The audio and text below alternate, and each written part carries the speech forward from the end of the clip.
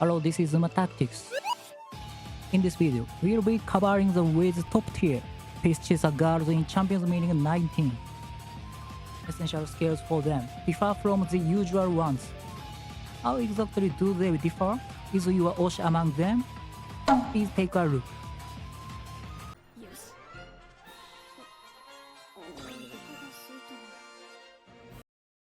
The first is Tamamo Cross in her new outfit. Looking at the 19 alone, she can certainly be considered top tier. Her unique skill activates when a skill is triggered twice during the middle phase. The effect is equivalent to B-line burst boost. It is such a powerful that she overtakes even frontrunner in the middle phase. A gold skill its own and Kiratune, who is the soul of middle-range skills.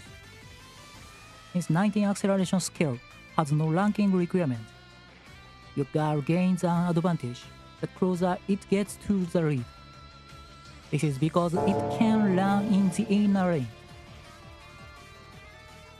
In other words, angling style Tamamo became popular in Japan as a unique strategy of hers. Her strength lies in being able to do on Pace Chaser what she wants to do on Frontrunner. Her strength lies in the fact that she can also be used alongside SSR Ogre. However, from a meta perspective, I wouldn't recommend forcing a pick of her.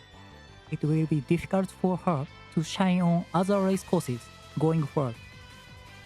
Even if you plan with the League of Heroes in mind, the number of girls you'll want to pick is set to surge. It will likely appear around November. The Sun and Fujin will remain essential for the next 3 years. I can't really recommend her to free-to-play, but her Oshi a major role in Champions Meeting 19, so please look forward to it. Anyway, I've digressed. Here is an example of the support setup for her. The idea is to prioritize sparks for stamina, and acquire maestro using power rice. Personally, I found training with this setup to be easy. The second is Yukino Bijin. To all her Oshi, thanks for waiting. Snowblight and Snowflight activate with 300-meter remain. This activation point is excellent for Champions Meeting 19. Also, the gold skills No Stopping Knee and Determined Descent are perfect for this course. Therefore, just like Fine, she can be considered a girl who is easy to make. Here is an example of a support setup, since she already has gold acceleration skill. A great advantage is a high degree of flexibility in choosing support cards. That concludes the first half. In the second half, influential Pace Chaser girls will be appearing one after another.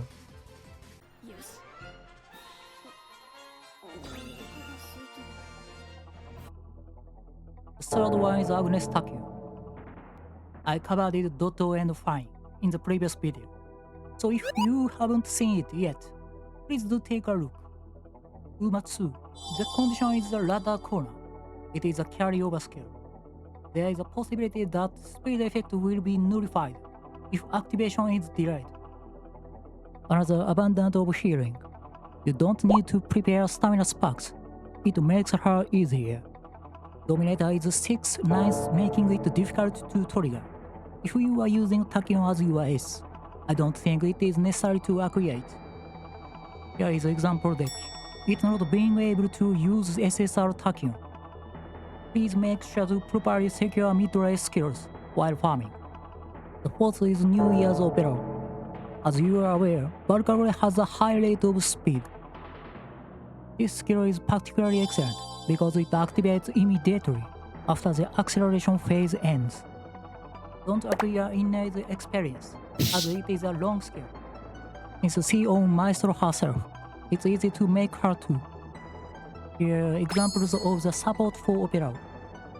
Both Tachyon and Opera have a weakness in their mid-range performance. Anticipate opponents like Christmas Ogre or Tama, and focus on farming mid-range skills. That concludes the 4 Pace Chaser girls. Here are a few examples of parent combinations other than Tamamo. I recommend Kakao because it requires a little front runner The stamina recovery is also a good point. I've been receiving more and more comments from trainers asking for optimal solution to parenting. I fought through this period just like all of you. I understand how you feel. I think any combination of parents that results in a high compatibility value would be fine. A key factor is the number of white skills. I recommend preparing as many white skills as possible.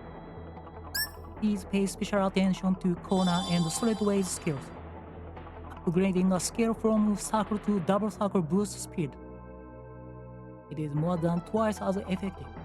It huge changes how the girls move.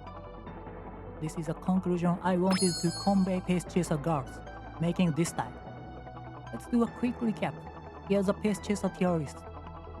For 19, the most important thing is to take the lead in the middle phase of the race. To that end, gather the white skills.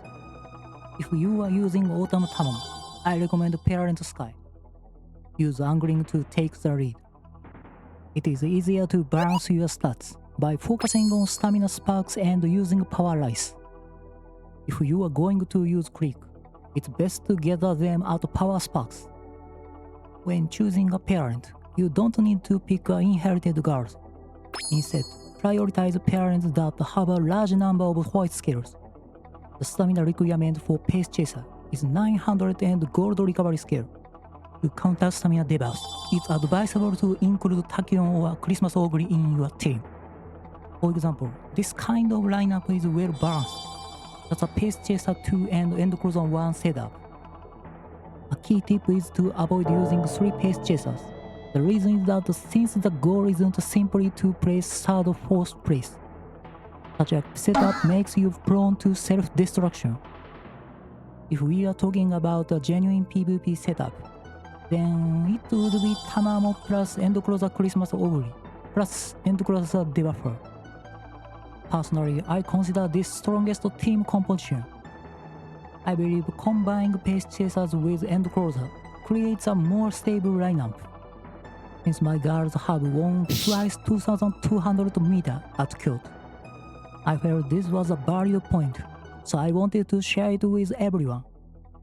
In this session, I explained Pace Chaser for Champions Meeting 19. Next time, I will explain End Closer.